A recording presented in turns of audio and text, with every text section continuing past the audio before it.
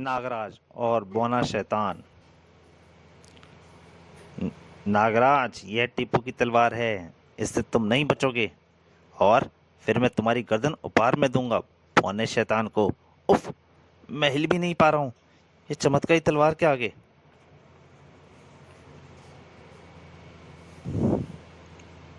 Filmora,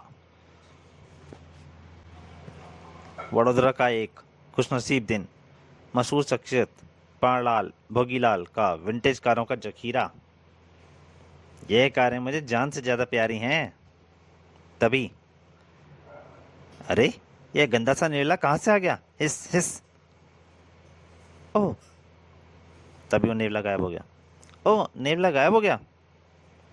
लेकिन नेवले शिकागी के साथ गायब हो गया कारों का जखीरा भी। हाय, मैं बर्बाद हो गया, लुट गया, तबाह हो गया। यह दृश्य है बम्बई के हांगकांग एंड संघाई बैंक के वॉल्ट रूम का, जिसके वॉल्ट रूम में विश्व का तीसरा सबसे बड़ा हीरा जैकब, जो कि हैदराबाद निजाम के बड़े खजाने का एक हिस्सा है, लवारिस सा पड़ा है। उस दिन अचानक उस वॉल्ट रूम में एक रहस्यमयी चीज दिखाई दी। यह नेवला वॉल्ट रूम में कैसे आ गया? गार्ड ने उसे संगीन घोंपनी चाहिए, किंतु शिकागी नेवला गायब हो गया वहां से। खटाक। इसके साथ ही वहां भी वही आश्चर्य दृश्य हुआ। शिकागी नेवले के साथ वो सब पूरा वॉल्ट रूम ही गायब हो गया। अरे, ये पूरा वॉल्ट कैबिनेट ही गायब हो गया, और वह नेवला भी। सन 1952 से वहां सुरक्षित पड़ा खजाना पलक झपकते ही हो गया गायब। बम्बई पुलिस के नाम पर थू थू हो रही है। अति काबिल समझी जाने वाली पुलिस 2 दिन में कोई सुराग नहीं पा सकी अभी तक चोरी का।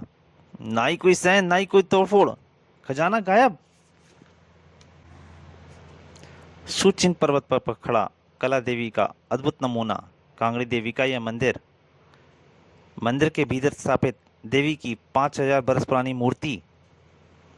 मान्यता थी, सुना है, देवी के दर्शन पाते ही मन की प्रत्येक इच्छा पूरी हो जाती है। आज शाम मंदिर के कपाट 3 दिनों के लिए खुल जाएंगे। ना जाने मुझे देवी के दर्शन होंगे या नहीं। दर्शन पाने के लिए बहुत लंबी लाइन पहले से ही लग जाती है। सप्ताह भर से पंक्तिबंद खड़े भक्तों के लिए मंदिर के कपाट खुल गए। बोलो कांगड़ी देवी की जय। भक्तगण देवी के दर्शन के लिए पागल से हुए जा रहे थे। हे माँ, मेरी मुराद पूरी करो। और ये अनोखा भक्त देवी के दर्शन पाने के लिए कौन से रास्ते से भीतर जा रहा है? और ये क्या हुआ? नेवला, जैसे ही नेवले की किरणें पड़ी, देवी की मूर्ति ऊपर उड़ चली। देखने वालों की आंखें हैरत से फट पड़ी। अरे, देवी की मूर्ति उड़ रही है, चमत्कार। पंडित जी का ध्यान गया। इसी पल पुजारी ने एक दृश्य देखा और वह चीख पड़ा, काला नेवला शिकागी। कार्ड हथपथ थे। वो मूर्ति कैसे जा रही है, उड़ रही है? हम क्या करें, किस पर गोली चलाएं? ये क्या हो रहा है? भक्तों में हंगामा मचा हुआ था। देवी रुष्ट हो गई हैं, वे मंदिर छोड़कर जा रही हैं, प्रलय होगी। पुजारी शंकरानंद चीख उठा, मूर्ति की चोरी हो रही है, मूर्ति चोरी की जा रही है। वह चोर शिकागी काला नेवला, गोली चलाओ, मार डालो से। गार्ड्स की घोपड़ियां मान लो कुंद हो गई थीं। अगले ही पल गने नेवले का निशान लेकर गरज पड़ी। हाय, मार डाला। शिकागी की प्रलयकारी आंखों से निकली चिंगारियां चट्टानों से टकराईं और प्रलय आ गई। चट्टानें टूट टूट कर वहां खड़े दर्शालुओं को, दर्शन करने वाले भक्तों पर गिरने पड़ी। शीघ्र ही प्रलय समाप्त हो गई। देवी की मूर्ति गायब, शिकागी भी गायब। उफ, मूर्ति कहाँ गई? नागराज, बेंगलोर के शानदार होटल विंडसर मैनोर में। संडे टाइम्स, सूची मंदिर से कांगड़ी देवी की 5000 बरस पुरानी मूर्ति की रहस्यमय ढंग से चोरी, काला नेवला देखा गया। काला नेवला शिकागी? शिकागी का धारक बहुत बड़ा जादूगर होता है। उसके दिमाग में सिर्फ बाबा गोरखनाथ आए। इसका मतलब कोई शिकागी का इस्तेमाल उल्टे कामों के लिए कर रहा है। कौन? पर इस कौन का जवाब किसी के पास नहीं था। बेंगलोर का विश्व भ्रमण म्यूजियम। वाह, कितनी सुंदर कलाकृतियां हैं। वाकई बनकर किसी एक का अधिकार नहीं होना चाहिए।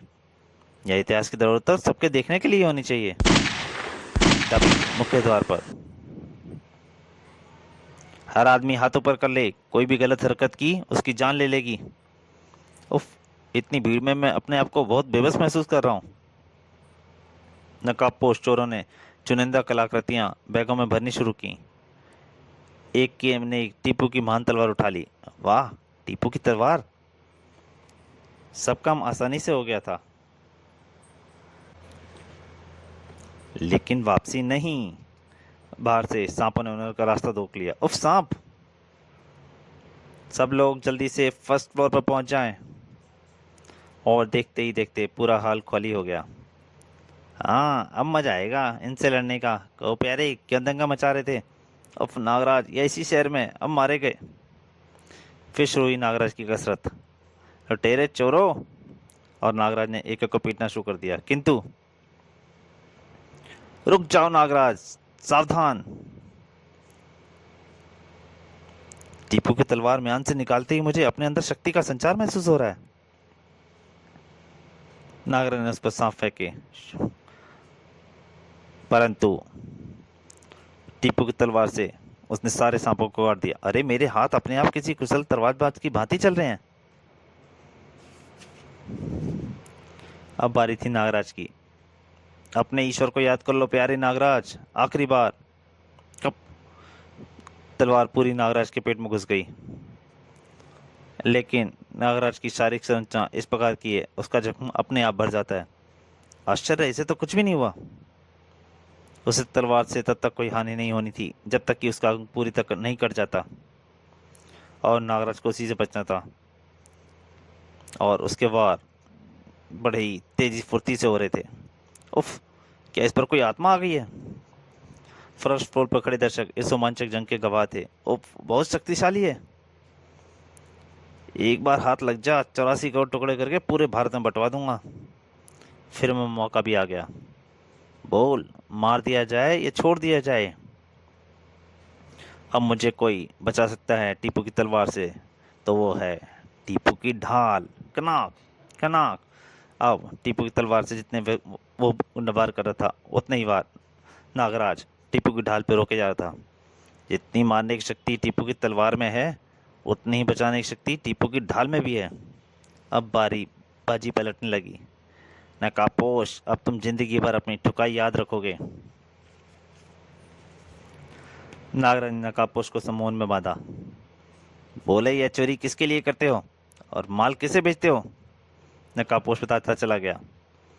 हम यह सब चोरियां बौने शैतान के लिए करते हैं, जो ऐतिहासिक मूल्य के सामान के लिए हर चोर को मुंह मांगा पैसे देता है। बौना शैतान गोवा में 7 होटलों के मालिक सर रॉबर्ट का दायां हाथ है। सर रॉबर्ट इस चोरी के माल को इंटरनेशनल बाजार में नीलामी से बेचकर अरबों रुपया कमाता है। उसका मुख्य अड्डा डोनापाला में होटल सीव्यू में है। उसके बाद नागराज को मार रहा था बदमाश। अब मुझसे लड़, हड्डी पसली तोड़ दूंगा। शियो शियो टैन टैन। और सब उसकी पिटाई कर रहे थे। सब चोरों को पुलिस को सौंप दिया गया।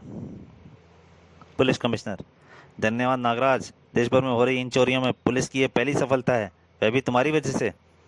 यह तो मेरा फर्ज है सर। फिर नागराज चल दिया वहां से। जल्दी ही पूरा गैंग जेल में होगा। गोया के डोनापाला शहर का खूबसूरत 5 star hotel sea view. Nagraj, welcome, thank you. Nagraj hotel के रिसेप्शन पर पहुंचा। Hello, good morning, what can I do for you? Hi, good morning, I want a room on top floor. Nagraj ने अपने कमरे में आते ही होटल के मैनेजर को बुलाया। कहिए सर, मैं आपकी क्या सेवा कर सकता हूँ? मैं बौना शैतान से मिलना चाहता हूँ। मैनेजर बुरी तरह चौंका। ये आप क्या कह रहे हैं सर? बिग बॉस किसी से नहीं मिलते। मिलेंगे, ज़रूर मिलेंगे मिस्टर मैनेजर। सॉरी सर, हम आपकी कोई सहायता नहीं कर सकते। मुझे उससे मिलना पड़ेगा। उसे मुझसे मिलना ही पड़ेगा, वरना मैं इस होटल की ईंट से ईंट बजा दूंगा, उसका धंधा मंदा कर दूंगा। फिर मैनेजर वहाँ से चला गया। उसी रात होटल में हंगामा मचाना शुरू हो गया। बचाओ सांप, होटल के हर कर्मचारी का यही हाल था। किचन में, रिसेप्शन पर, हाय गॉड हेल्प मी। कुछ ही देर बाद होटल में भगदड़ मच गई। सारे होटल कर्मचारी होटल छोड़कर भाग गए। बिग बॉस को बुलाना पड़ेगा, सपेरे बुलाओ, पुलिस बुलाओ। और सुबह तक कोई भी इंतजाम ना हो पाने की वजह से पूरा होटल खाली हो चुका था। कमाल है, पूरे होटल में एक भी कर्मचारी नहीं है। किसी ने पैसे भी नहीं लिए, लगता है होटल में बम फटने वाला है। कुछ ही देर बाद पौना शैतान का काफिला वहां आकर रुका। उसे बुला कर लाओ डेथ रिंग में। मिस्टर नागराज, आपको बिग बॉस ने याद किया है, चलिए। डेथिंग सी ब्रिज पर बना खड़ा। वेलकम नागराज, धंधा तो वाकई मंदा कर दिखाया आपने। यह तो शुरुआत है शैतान टिंडे, आगे आगे देख सरा बट के सारे धंधे कैसे बंद करवा दूंगा। शैतान की बेइज्जती पर दो पहलवान आगे बढ़े और नागराज पर टूट पड़े। तभी पौना शैतान गरजा, ठहरो, नियमों से लड़ो इससे। नियम? मैं कसम खाता हूँ कि नागराज को खत्म कर दूंगा, नहीं तो अपनी जान दे दूंगा। फिर शुरू हुई जंग। मार्शल आर्ट फाइटर हैं, ईगल स्टाइल में लड़ेगा। और दोनों भिड़ गए। था हाय, नागराज ने प्रतिनिधि को पलों में धराशायी कर दिया। अरे उस सिपाही को जीना बेकार है। पौना शैतान ने उंगली की और एक गोली चली और वो पहलवान वहीं ढेर हो गया। यह पता नहीं चलता गोली कहाँ से चली। नागराज, ये मंकी स्टाइल का फाइटर है, मेरा सबसे जांबाज सिपाही, तुम्हारा भेजा निकाल कर खाएगा, यही इसका शौक है। प्रतिद्वंदी का भेजा खाना इस मंकी फाइटर का शौक था। मेरे पास तुझे खिलाने का फालतू नहीं भेजा नहीं है भाई, मूंगफली खा लियो मूंगफली। और मार्शल आर्ट के किसी भी स्टाइल में नागराज का कोई सानी नहीं था। उफ, बेबस सा कर दिया इस बंदर ने। मंकी फाइटर का दाव चला। नागराज ने कलाबाजी खाई, फिर नागराज ने उसे कोई मौका नहीं दिया। मंकी फाइटर पस्त होकर रेतीली जमीन पर गिरा। ये गई बाहर तेरी वहाँ। कड़ाक, एक हड्डी टूटने की आवाज आई। मंकी फाइटर का वही हाल हुआ जो ईगल फाइटर का शैतान ने किया था। मुझे अफसोस है अपने सिपह सलार की मौत पर। धाएं। अब भी यह पता नहीं चल सका कि गोली रिवॉल्वर बिना रिवॉल्वर के कहाँ से चली। फिर शैतान ने नया हुक्म सुनाया, सब टूट पड़ो इस पर, खत्म कर दो इसे। टूट गए सब नियम शैतान के। उसे भी शायद नागराज की असमित ताकत का अंदाजा हो गया था। मार्शल आर्ट फाइटर्स ने नागराज को घेर लिया। हम सब तुम्हें मार देंगे, यह अकेला है। लेकिन नागराज को अकेला समझने की उनकी भूल उन्हें महंगी पड़ी। और हाय सांप, नागसेना फाइटर्स पर टूट पड़ी। डेथिंग फाइटर्स के शरीरों से पटने लगा। सब निकम्मे भर्ती थे मेरी सेना में। बस नागराज, रुक जाओ, अब तुम्हारी जिंदगी का फैसला मैं करूंगा। शैतान ने बाएं हाथ की उंगलियां आगे की और माहौल में सन्नाटा सा छा गया। समुद्र की लहरें भी आज किनारे से टकरा रही थीं। मैं उछला। चर चर, उसने अपने सीने पे क्रॉस बनाया। हर फन का माहिर बौना शैतान नागराज पर टूट पड़ा। ओह, मुझे डराना चाहता है, स्नेक स्टाइल में लड़ रहा है। पर जब नागराज ने वार किया, उफ, यह तो बहुत फुर्तीला है, मेरे सभी बार बचा जाता है। इस खौफनाक लड़ाई में दोनों ही खून से नहा गए, पर हार जीत का फैसला तो लगता था जैसे हो ही नहीं पाएगा। उफ, 2 घंटे हो गए हमें लड़ते हुए। नागराज वाकई मजबूत फाइटर है। और अचानक नागराज के हाथों में शैतान की टांगें आ गईं, जिसका नागराज ने खूब इस्तेमाल किया। नागराज ने उसे उछाल फेंका। नागराज बाद में मौका कभी नहीं देता।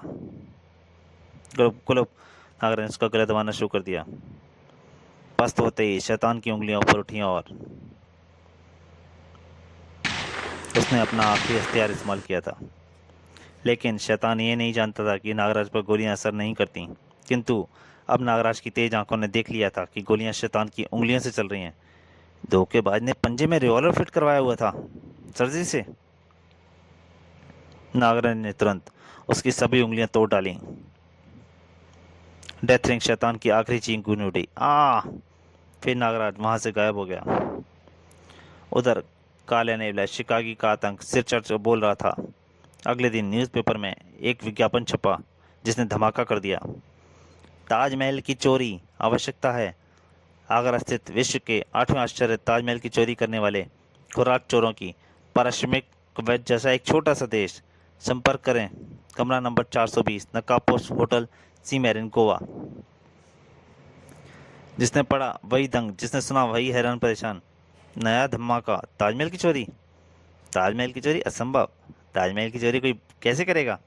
विज्ञापनदाता जरूर पागल है या फिर सनकी। शहर भर में सरगर्मी फैली हुई थी। लीजिए, कुवैत जैसे देश के राजा बनिए, अज्ञात नकाबपोश द्वारा ताजमहल की चोरी का ऑफर, एक मुझे एक दना।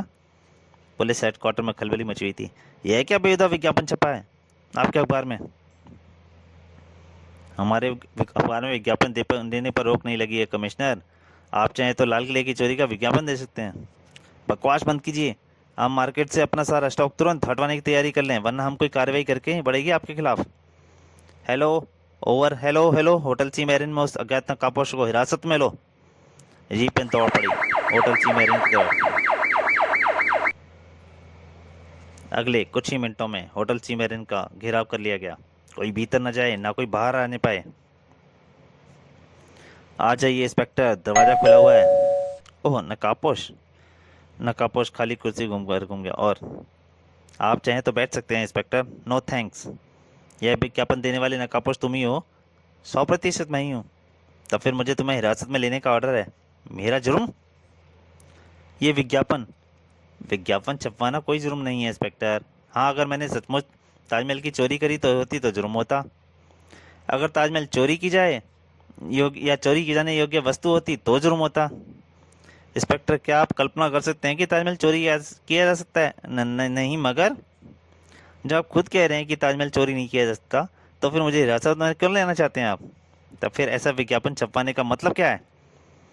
मेरी सनक, मैं देखना चाहता हूँ कि इस धरती पर क्यों कोई ऐसा इंसान भी है जो ताजमहल की चोरी की स्कीम बना सके। और थोड़ी देर की छानबीन के बाद इंस्पेक्टर को वापस संतोष करके लौटना पड़ा। अजीब सन की इंसान है, ताजमहल की चोरी हो ही नहीं सकती और ये करवाने पर तुला हुआ है। नागराज होटल के कमरे में आराम कर रहा था। उठो नागराज। नागराज तत्काल उठ बैठा। प्रणाम गुरुजी, क्या आदेश है? नागराज, एक बुरी खबर है। शाकुरा मेरी गिरफ्त से फरार हो चुका है। मैं बुरी तरह चौंक उठा। क्या? ये क्या कर रहे हैं गुरुवर? यह सब कैसे हुआ? यह मैं तुम्हें अभी नहीं बता सकता नागराज। सुनिए बाबा, मुझे कुछ और भी कहना है। अभी मैं जल्दी में हूँ, तुम्हें सावधान करने आया था। इसके बाद गुरु गोरखनाथ अंतर्ध्यान हो गए। नागराज उस शिकागी के बारे में कुछ भी न पूछ पाया। गुरु गोरखनाथ के बारे में जानने के लिए पढ़िए नागराज सीरीज की प्रथम कॉमिक्स नागराज, जो आपको इसी चैनल इसी कॉमिक के नीचे डिस्क्रिप्शन में लिंक में मिल जाएगा, उसका लिंक मिल जाएगा। उधर होटल सी मैरिन में हिस हिस खिड़की पर विराजमान था काला नेवला शिकागी। तभी कमरे में गुंजा एक अट्टहास। हा, नेवला, कौन हो तुम? सुप्रीम बॉस शिकागी नेवला मेरा गुलाम है। शिकागी नेवला सुप्रीम बॉस? लेकिन तुम सामने क्यों नहीं आते? सामने भी आऊँगा मिस्टर नकाबपोश, लेकिन ताजमहल की चोरी के बाद यहाँ तुम सिर्फ मेरी आवाज़ ही सुन सकते हो। मैं कल ताजमहल की चोरी कर लूँगा, लेकिन अगर तुम अपने वायदे से मुकरे तो बड़ी भयानक मौत मैं तुम्हें दूंगा। तभी शिकागी नेवला ने उस नकाबपोश को कर दिया। ओह, ये क्या? मुझ पर बेहोशी आ रही है। उफ, अंधकार। क्या सचमुच ताजमहल की चोरी होगी? नकाबपोश कौन है? ताजमहल की चोरी क्यों करना चाहता है वह? जादूगर शाकुरा गोरखनाथ की कैसे कैसे छूटा? क्या नागराज सुप्रीम बॉस तक पहुंच सकेगा? सुप्रीम बॉस शिकागी व नागराज की बेमिसाल टक्कर, नागराज और ताजमहल की चोरी। तो दोस्तों, ये कॉमिक अगर आपको अच्छी लगी हो तो प्लीज़ चैनल को वीडियो को लाइक कीजिए और चैनल को सब्सक्राइब कीजिए, और हो सके तो वीडियो को शेयर भी कीजिए। धन्यवाद।